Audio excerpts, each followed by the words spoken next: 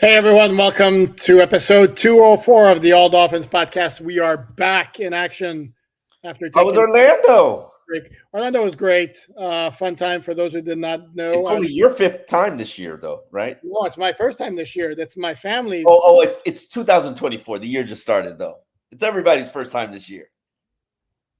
When did they go? They went at Christmas time. They did not pass New Year's. Correct. It's their first time this year. Spoiler alert, my wife really, the kids really love it. And it was my son's 15th. Actually, my son's 15th birthday is today. Happy birthday, Eric. I know in case you ever watched this at some point. Happy birthday. Go get yourself a driver's license, Eric. Just begin the process now. Not yet. Be a man. Get a driver's license. What? Yeah, he's a dude. He's a dude, and be a man. Everything in due time. Everything in due time. Yes. So we did not do a podcast on Saturday or Sunday. Let us begin with our history lesson because we asked the folks to comment on whether they like those or not, and it was overwhelmingly in favor of like it. So I appreciate it too. I like it too. Oh, and you know who reached out to me today? Who's that? By the way, speaking of history, Mr. Kevin Burnett. Nice. He's going to join us as a guest on the podcast. We'll discuss it. Nice. But yeah. Nice. If you're a former Dolphins player and you enjoy the All Dolphins podcast and you'd like to join the show, reach out to me. You can find me on Twitter at Omar Kelly, and we can have conversations because we do go over history lessons. We do. I was thinking about it. Would people be entertained about me and Mr. Burnett squashing our beef? We don't really have a beef anymore, but Hope you don't have a beef anymore. It's only been what? 10 years?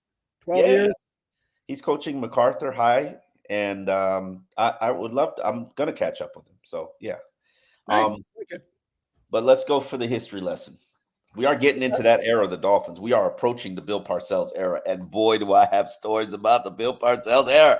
There you go. We're now in 2004, which is before Bill Parcells, which is before Nick Saban. This was Dave's last year, right? It was Dave's last year, and it got off to all kinds of bad start, even before the whole Ricky Williams incident when they named Joel Collier as the new offensive coordinator, and a month afterward, he was no longer the offensive coordinator. And they named as offensive coordinator, despite having on staff several very qualified candidates, including Mark Trestman. They named Chris Furster as the offensive coordinator in 2004 for the Dolphins. And that name should be very familiar with Dolphin fans. Yeah, he kind of became very known to Dolphin fans some 13 years later. And then, of course, right before training camp, boom, headline, whoa, Ricky Williams quits the team on the eve of the start of training camp.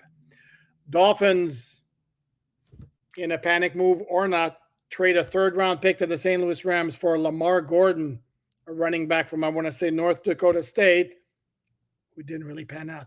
And then on top of that, I want to say that was the year they had a contract dispute with Adewale Ogunleye, who was a great defensive and pass rusher, wound up trading him to the Chicago. Time out. Jason Taylor was a great defensive end pass rusher. Owale Ogunleye was a good defensive end pass rusher. Because if you're going to say that, if you're going to say Ogunleye was great, what was Jason Taylor then? Hall of Famer. Okay, great might be okay. Since I rail against hyperbole, so I will check myself. Bad Allen. Okay, he was a very good pass rusher. Can we give him very good pass rusher? Very good pass rusher. Very good businessman as well. Yes. But they had a contract impasse, wound up trading him to the Bears for Marty Booker and a draft pick. Marty Booker, who was a solid wide receiver. Pretty much a number. Not as impactful. Sorry? Seemingly looking at the stats was a number 3. But if you hold on, the problem is you can't get anything by that season because the passing game was highly dysfunctional. To make matters worse, second game of the season, I believe it was, or third game, they lose Larry Chester, who, as we discussed on an earlier podcast, was a stud as a run stuffer.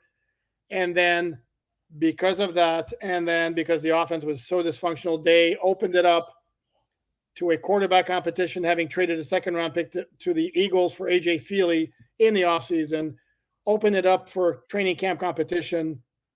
Jay Fiedler won the job, but then they benched Jay Fiedler at halftime of the opener against the Tennessee Titans when they were down 7-0, I think it was. The offense was booty cheeks in the first half, but they were only down 7-0. Make the switch anyway, wind up losing the game 17-7. A.J. Feely starts the second game, I want to say, and then they go back to Fiedler because A.J. Feely couldn't hack it. Offense is a complete mess the entire season. And then because of that, what opposing offenses all do is basically the game plan was don't turn the ball over. That offense can't beat a good Division I team. So we'll run the ball the entire game, which is why the Dolphins wound up being 31st or 32nd run defense because that's all opponents because they suck so bad. Start off 0-6, got wound up to 1-8. Dave Wannstedt fired. Jim Bates hired as interim head coach. Does a pretty good job. Gets them to 3-4 in the final 7 games, including what I would say is the biggest upset in Dolphin history. Bigger than beating the Bears in '85 because the Dolphins were a very good team that year. They were 1-12. They beat a 12-1 or 2-11 beat a 12-1 New England team that had won the Super Bowl the year before on their way to a second straight Super Bowl. Monday night game, wearing the orange jerseys. They won 29-28 on a 4th down touchdown pass from A.J. Feely because Fiedler was hurt by then to Darius Thompson. But the final result was 4-12. And let me ask you a question. You don't blame any of the demise on that season on Ricky Williams just deciding he'd rather smoke weed than play football? On him bailing more so than that, yes, that more so bailing on the team on the eve of training camp, where he knew he was going to get suspended. I don't know what the original suspension was going to be, but him bailing on his team left him high and dry. But the mess with the OC to begin in the offseason, then the mess at quarterback. Remember, as we said in a previous episode, Jay Fiedler's 1-loss record in his first 4 seasons as Dolphin was outrageous. Yeah, that seemed like a season also. You know, to not to carry on this conversation because this is probably going to be 10 minutes, but after, and you can relate to this, after covering this team for 15 years, there's a very fine line of should we bring him back or should we not bring him back? And then when the players are leaning one direction and you do bring him back, oh, it's going to be bad. Always. It's going to be bad. And there was a specific team that I think this offseason, I can't remember if it was the Eagles or some team that said, okay, we're going to run it back. No, it was Dallas. It's like, you're thinking to yourself, like, should they run it back? Is this team responding to this coach? And then they run it back, and you're thinking to yourself, this is going to be bad because the team does desperate things like trade draft picks for players that they think can help them, or they think can patch areas of issues, or they think that can inject culture and hold it all together. And those quick fixes, it's like sticking a chicken in the microwave and trying to cook it. And it's just going to, it's cooked. It's just going to taste horrible. And I sense and feel a lot of that happening now. Like, With who? Not coaches, but how they're going to have to run it back and put this team together. And you think that you can get by with 1-year guys on inexpensive deals, and it's just not going to look the same. And we'll get into that a little bit more in the episode because as I project, the Dolphins are going to have to clear, and I'm being conservative, $65 to $90 million of cap space in one offseason. Yeah. I'll give you 2 more quick examples of coaches who were brought back when all logic says they shouldn't have been brought back, and how that they went. And one involves the Dolphins, and that was Joe Philbin. Oh, of course, that Joe Philbin. When they brought him back in 2015, it was like, why? And then fired 4 games into the 2015 season. Who are you talking about? 2015? Who was that?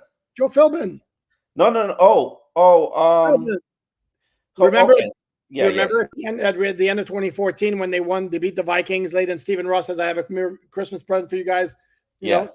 And the team absolutely just had tuned him out by that point. Yeah. And it's the same thing if you want to look at the Chargers when they brought back Brandon Staley after their epic collapse in the playoff game against Jacksonville last year. There's a lot of people at that point were like, "Why are they bringing him back?" Bring him back. Boom, he's gone in the middle of the season. It's just usually there's a reason. And is it possible? I mean, I don't want to put a hex or jinx on anything. Generally speaking, he's a good coach, but is that what the Cowboys are doing with Mike McCarthy? Banging your head against a wall after a bunch of same results, hoping you'll get a different result next year.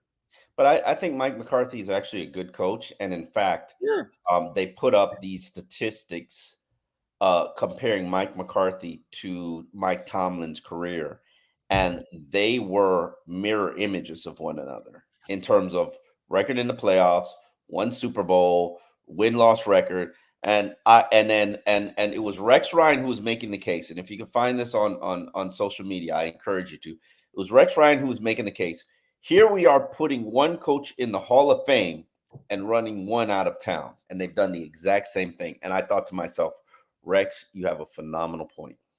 Except as somebody who follows the AFC very closely, and you can't help follow the Cowboys because they're in your face every other week, I would make the argument that McCarthy's had a hell of a lot more to work with than Mike Tomlin, particularly since Ben Roethlisberger retired. Even before that, when he was a shell of himself. Even before that, Ben was a dud for 2 years. Correct. And they still found a way to win. And then you look at this Steelers team. Did that look really like a playoff team? I mean, sorry, no.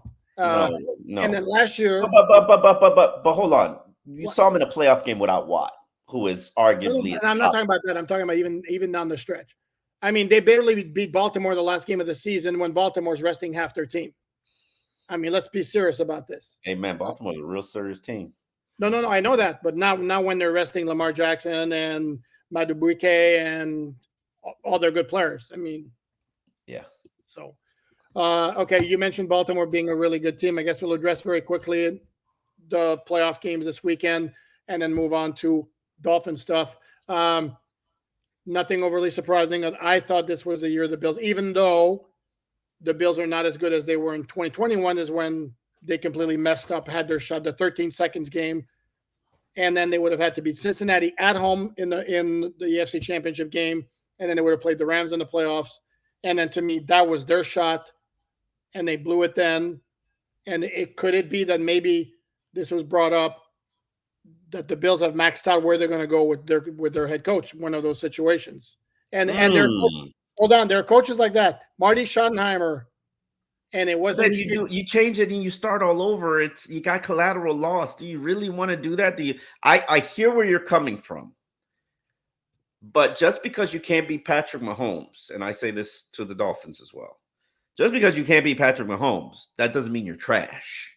No, they're not trash. By the time Patrick Mahomes retires, he'll probably have about 5 rings and have spoiled the season for a decade, if not 2, of NFL teams. He's that good. And the other fact that the other point we can make is it wasn't like it was a blowout. If Josh Allen sets his feet better on the second down pass in the end zone, he had the dude open in the back of the end zone. That's just a poor throw. And then how are you watching this? If the kicker makes the field goal. So how are you watching this game while you're at Disney World with your family, sir? We had gone back from our trip at the park, so I watched the end of the game. And even if the part of the kicker putting the loss on him, if he makes that kicker, does anybody really think that Mahomes is not driving down for a game-winning field goal with 1:43 left? I mean, let's get serious here. See, and now you know what I define an elite quarterback as. I always say this. You know when you're an elite quarterback, give you 2 minutes, no timeouts, down by 3. What's the opponent's fear factor? If they're not, the dude's an all-timer right now. You would make a case, and I wouldn't even say bark at you if you say he's the greatest quarterback of all time. I know Brady's got all the longevity and all the rings and all that. The dude's been in the league 6 years, and he's been to the AFC Championship game 6 years. Sorry, he's been there 7 years, but the first year was sitting behind Alex Smith. Every year's in the AFC Championship game, and it's not always because he's surrounded with this talent on offense. Sorry, they do have talent on offense. The interior of the offensive line is great. Their tackles are mediocre at best. Their wide receiver core is probably the worst in the extraordinarily NFL. average. So what? Probably the worst in the NFL. It's extraordinarily average. I mean, so I'm being polite. Pacheco's a nice back, but the dude, I mean, Patrick Mahomes is. So what do you think about the other games? Well, Baltimore, they just flexed on them. I didn't see that game, but from everything I've read and heard, I mean, yeah, they got tired. Okay, Houston, okay, fine, you can stay in the game. They stopped playing with their food. I'm going to stop you around a little bit. I did watch. Saw the end of most of the second half of the Green Bay Frisco game. And by the way, yes, Jordan Love's still going to be a stud, even though he made a horrible, horrible decision on the game clinching. I don't want your arm queen excuses. Like you just where's the arm? Okay, last 10 games, that bad performance aside, 23 touchdowns, 3 picks. You know what what these arm quarterbacks do? They think their arm can always rescue them. And he'll learn that. By the way, Josh Allen has kind of learned that, hasn't he? No, he hasn't. He's not going to change who he is. He's always going to be that quarterback, and he's always going to run in the playoffs. That's the one thing that I take away from the playoffs. These athletic quarterbacks, they're running in the playoffs. They're taking off. They're scrambling. They're good for a good 70 additional cheat yards, and that's what I call them, cheat yards. And there's nothing you can do about it. No benefit for them to run in the regular season.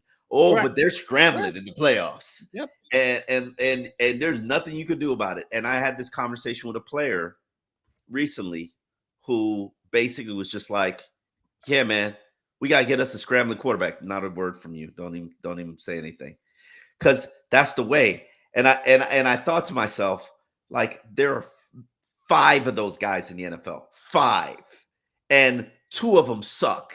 In Kyler Murray, and Justin Fields. Like, so ordinarily overly harsh, but okay. 2 of them are mediocre. It's better. You feel good? You feel okay with that one?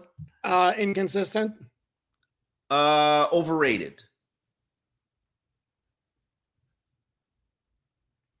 I don't know that anybody is. I don't know that if anybody's rating Justin Fields other than his ceiling, and Kyler Murray is extraordinarily inconsistent to me. But there are games when he's on, that dude is like, damn. Okay, I would just rather him learn to be a traditional quarterback. He's 5'3", and I mean, seriously, he can't be. He's not 5'3". He's 5'11", as is Tua. If you think Kyle Murray's 5'11", and I'm 6'6", I mean, I've seen him in person. He's taller than me. He's 5'11". He's legit. I've seen him in person. Yeah, he's legit 5'11". He's not that small. He's legit 5'11". He's literally probably the same size as Tua, and and I'm curious to see. He's going to be on the trade market. Not interested. Wouldn't touch it. Not for that contract. Now I will say, I would mirror the contract I offer him. I would for Tua. That's the contract I'd offer you. Kyler Murray deal. You're looking up heights right now. I know you are. Murray's listed at 5'10", 207. Yeah. Tua's listed at what, 6 feet? No, actually, I think he might even be listed like 6'1", and he's not 6'1".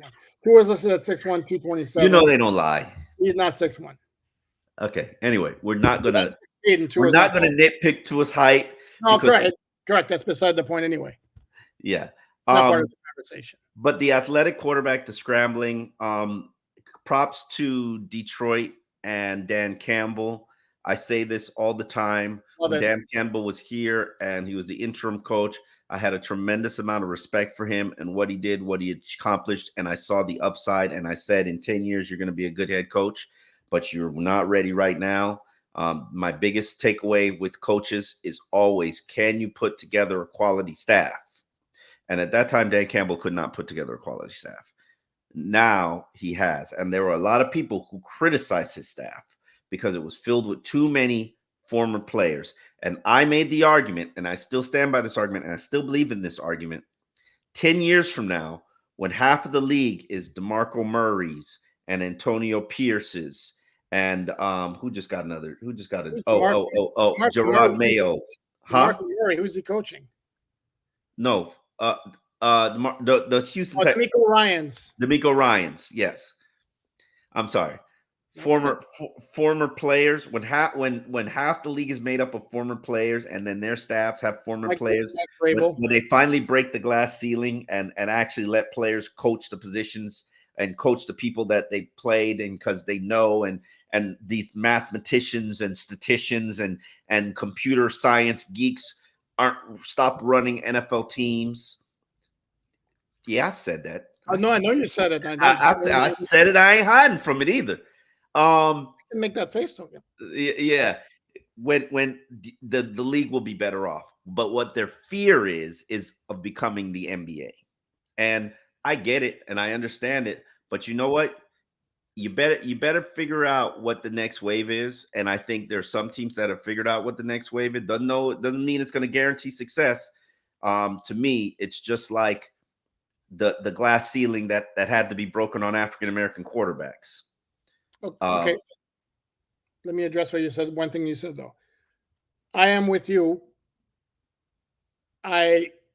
When Dan Campbell was interim head coach, he interviewed in 2016. They gave the job to Adam Gase instead.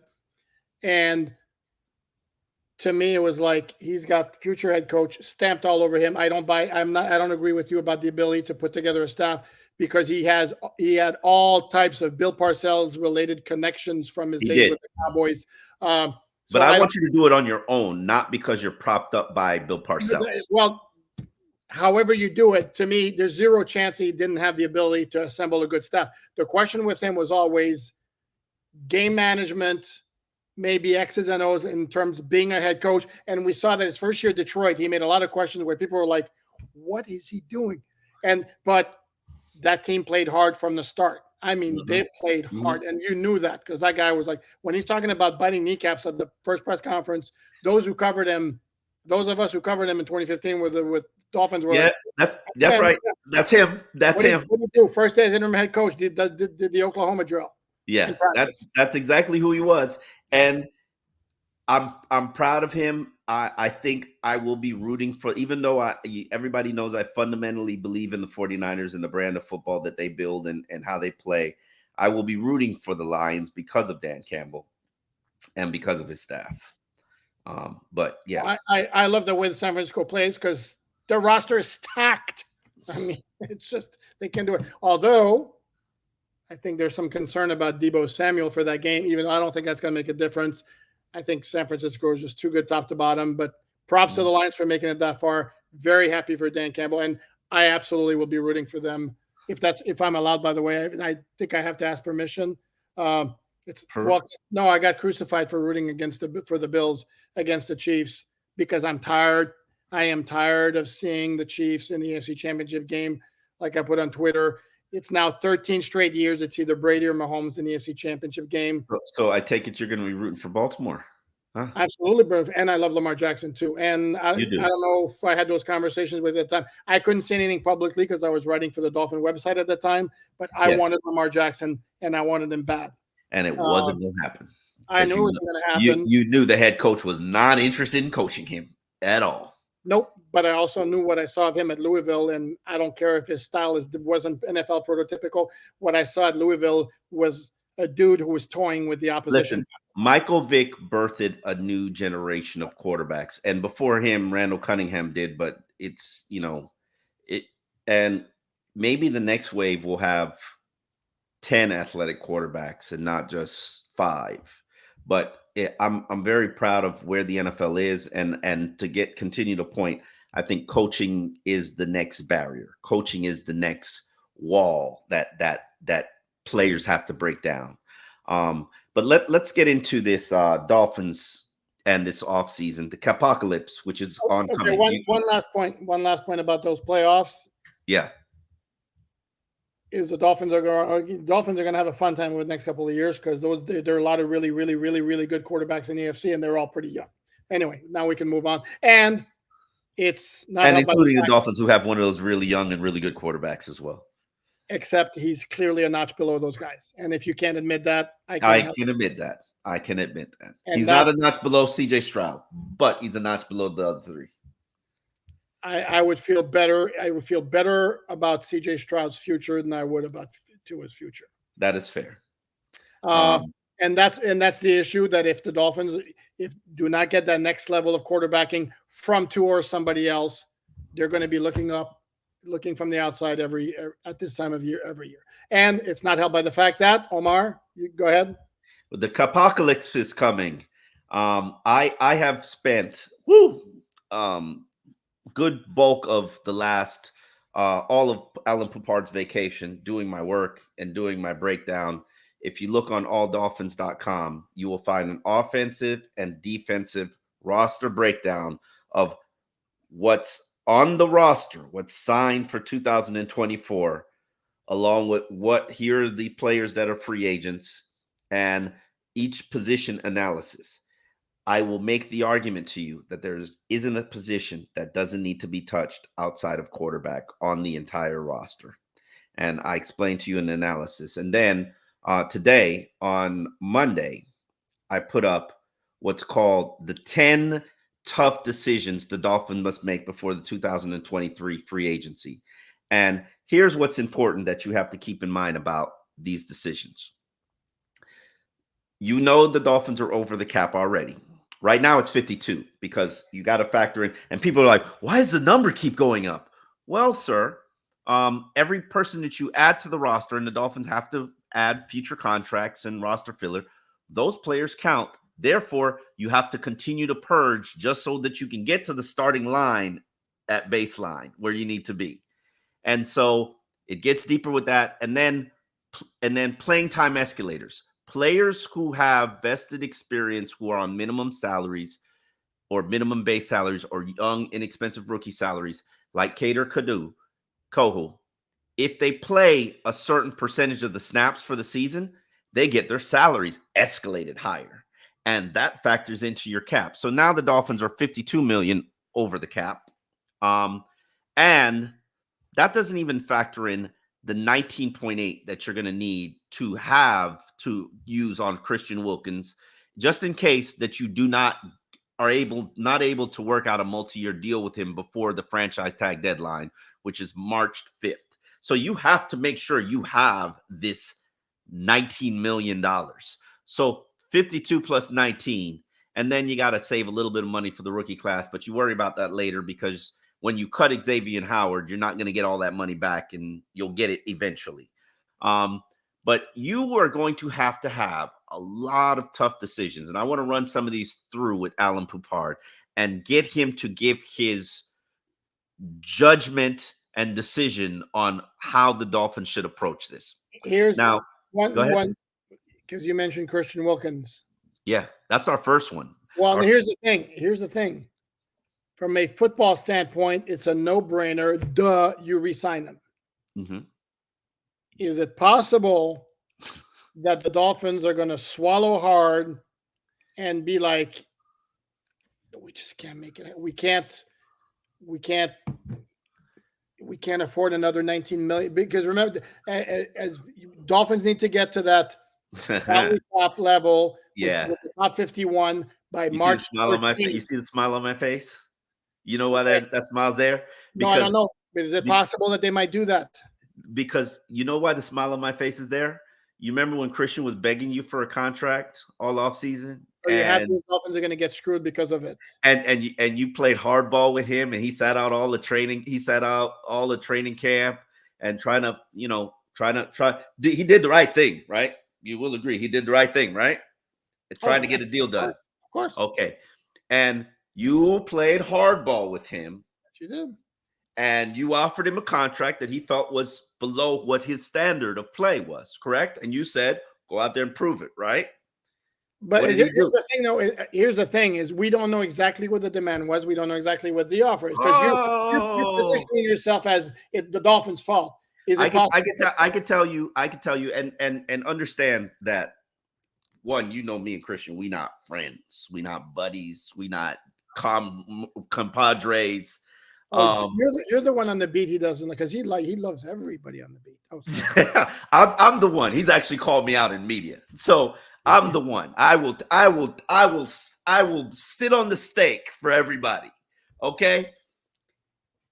He found the contract offer disrespectful. So you take what you will from that, is what I'm told, and they're going to pay a price for that. You do realize that, right? And right now, he's got you between a rock and a hard place because he knows you can't use that franchise tag. And you can. It just. I mean, it squeezes even more and more and more. It will squeeze you. So you're going to give him what he wants, or you're going to use the franchise tag. You understand what's going on here? Dude, correct. No, I completely. But here's the thing. Or you're going to make the very painful decision to let him test out the free agent market. They can't do that. They can't do that. You let him test the free agent market, you say bye-bye. You can't do that. You're going to tell me? Are you going to tell me there's a 0% chance he's not coming back? I promise you that. That's not what I'm saying. Are you saying that there's 0% chance that the Dolphins will not do that because of their massively tight cap situation? Understanding he's a foundational player. That would be the dumbest thing that this franchise has done in probably 20 years, if you let him test the market. And they're not that dumb. And they know exactly who he is and how valuable he is to that team and to that locker room and to that culture. They're dumb. They're not that dumb. So there's absolutely zero chance Christian touches the market. Okay, then here's the other point that needs to be made, is that even if they do come to a contract agreement before March 13th, right now he's on the books. No, it's got to be March 5th, because no matter what, he's going to get the tag. He's got to get the tag on March 5th. Yeah, but they can replace the tag with a long-term extension, is what I'm saying. Yeah. Okay, so I'm saying before March 13th. Okay. Then whatever. Right now he's on the books for 0. So whatever they add, no matter how they structure the contract to make it as least painful as possible, it's still going to be a hit on the cap in 2024. I mean, right now you need to just project that you have to clear about 65 at a minimum, but really 90 if you actually plan to sign any of your own free agents or improve the roster. So it's going to be very interesting to see how they operate and how they get this done. Christian, again, I told you, is the number one priority. That's the complex decision. Do you sign him to a multi-year deal in the 5-year, $100 to $105 million realm that Quentin Williams and Jeffrey Simmons signed last offseason? And there's like 7 defensive tackles that got money last offseason, and Christian wants to be above them all. Chris Jones is going to be on the market, so he's really going to set the defensive tackle market. Right? He's not getting Chris Jones money, but he's not getting Chris Jones money, or Aaron Donald money, but he may want to be right behind that. Yes, he's definitely looking for a top 5 defensive tackle contract. Another tough decision, and I remember I felt like I wanted to write this, but I think you talked me out of it. But I needed it because I needed to explain it to people. Because of the contract triggers that the Dolphins put into Teron Armstead's contract when they gave him a big roster bonus and restructured his contract, understand, people, when you do that, there are consequences to it. And the consequence to Teron Armstead's restructured contract is his contract for this season is literally virtually fully guaranteed, $14.2 million. And so I was talking to my cap guru expert, and I had him to answer a question that Pupart had for me. What would be the retirement cap ramifications for Teron Armstead if he decided to say, I'm done playing football, I don't want to do this anymore? According to my contract guru, it will be a $19.2 million cap hit because you have to take all of those cap charges. If he's on the roster on the 3rd day of the league year. What? One of his bonuses kicks in if he's on the roster on the third day of the Oh, league. he's due 5. Yeah, no. It's the 16th. Yeah, the 16th, his whole contract becomes guaranteed. 14.2 million. He's already guaranteed $5 million. Right. And as my cap guru said, his agent would be an idiot if his agent didn't just tell him, literally, just show up for camp and get hurt, and you'll get all of your money. And how easy would it be for Teron Armstead to show up to camp and get hurt? Nobody. And the point that I'm making is, and this is the point that was made to me, there's literally nobody in the world who's walking away from $14.2 million. Nobody. So all of the people who think that, oh man, Teron's thinking about retiring. Teron's going to, Teron might not want to play, but he going to show up for camp. So like, Teron can show up for camp at 400 pounds. As long as he shows up for camp, he's going to be paid. Oh, and by the way, and for those who have brought this up, he's not tradable. Yes, he's not tradable. And really, there's no benefit contract cap-wise for trading him. There isn't. Not that anybody would take on this contract at this Yes. stage. So you have to basically, for everybody who thinks, man, Teron might rescue us by walking away and retiring. No. Him retiring is actually going to cost you $4.6 million in cap space. So you need to say, Teron, please come back and play for us, sir. And we'll take you for your 8 to 10 games because it's better than taking an additional cap charge. Or maybe since Tua had his first fully healthy season this year, maybe Teron has his first fully healthy season next year. Absolutely. I believe that's possible. 34. That's another one of the more difficult situations. And then Omar, it's not difficult because it involves no decision. No, it does involve a decision. What's the decision? Play nice to Teron and encourage him and get him to be back in the fold and get him to believe and buy in that he wants to play football. Because well, it's not a decision. I mean, it's kind of it's an obvious. But everybody has this mindset like, yeah, let's hope Teron walks away. Like you hoping Teron walks away just cost you $4.6 million in cap space, along with what he was already going to cost you by actually playing. And then you don't have Kendall Lamb, who's told me, I'm not coming back for the minimum at all. I'm not playing. I'll retire before I play for the minimum, to quote Kendall Lamb. And he mean business. If you're a Dolphins executive or coach, and you know that Kendall Lamb told me that, he probably told you that too. And you damn sure know he means business. So it'll be interesting to see, even if Teron decides to walk away, what they decide to do at that position. But anyway, Teron is not walking away because, as I said, nobody's walking away from that much money. Let's get into some of these other tough decisions.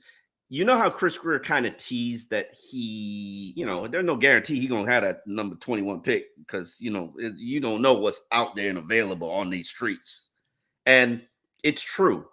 He is always shopping for veteran players that could upgrade his roster, like the Jalen Ramseys, like the Bradley Chubbs. As I've consistently said since Chris Grier's reign as the executive of the Miami Dolphins, top executive of the Miami Dolphins since 2019, nobody has made more NFL trades than Chris Grier. So I looked it up. I've done the math. In terms of volume, in terms of big names? Volume, amount, quantity. Okay. Like Chris Grier. There were also a lot of them in 2019 when they did the the resetting. Yeah. So is there going to be a player out there like Patrick Surtain? I can't remember. Which one is it? Surtain. No. Surtain. No. He corrected everybody who was saying it wrong. Correct. He corrected everybody from Surtain to Surtain. Okay, Surtain to Surtain. Okay. Right. What are you doing over there? I dropped something on the floor. I want to make sure. Anyway, go ahead. Okay. I get flustered so easily. We're pros here. There is going to be something when you look at all these teams that are capped out.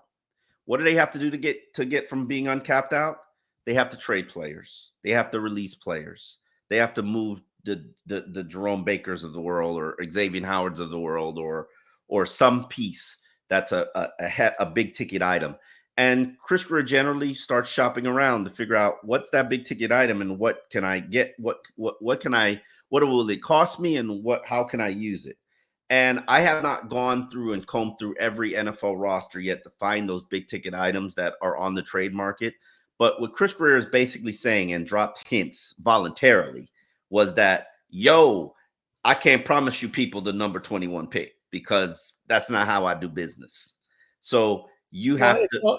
But it's also a case. Sorry to interrupt, but it's also a case of, I don't want to say anything definitive because I'm going to leave all doors open. And also another point that needs. And he basically was like, "Call me, holler at me if you want to make trade. Like, give me a ring." The other point about those who may come on the market, we need to explain this, are not guys who have high cap numbers now, because when you trade somebody, you take that cap hit. It's guys who are looking for a big contract that the team doesn't want to play, i.e. Patrick Surtain, who's about to get his second contract.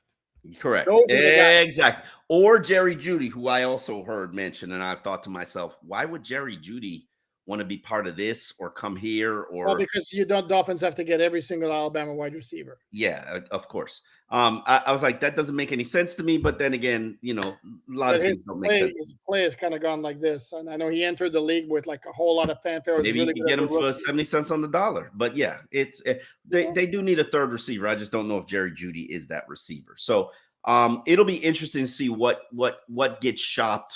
That's later in the process.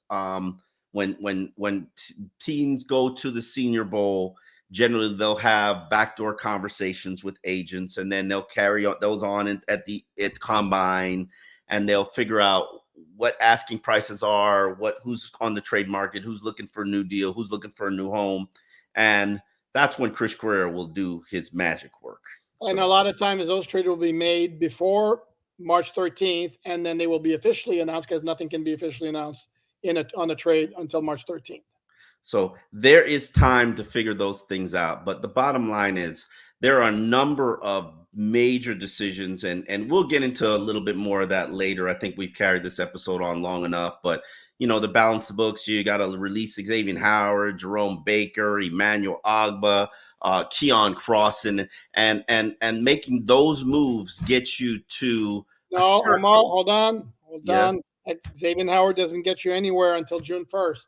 Yes, he doesn't. But I mean, yes, I hear you. But you still do. You still do it because it buys you some time. It at least allows you to later on. You can later on it'll give you a little bit more wiggle room. But he's not going to help the Dolphins get to the salary cap limit. Yeah. So there's even more purging to be made, and we will discuss that on tomorrow's episode, where we talk about the talent that will probably be lost when the Dolphins do begin the purge. So we will see you tomorrow as we continue to do our podcast. You know how to find us at alldolphins.com. You know how to find the podcast on YouTube, and also any place you find streaming sites. That's Alan Poupard at vacation. Looking a little tan there. Do you get a little tan?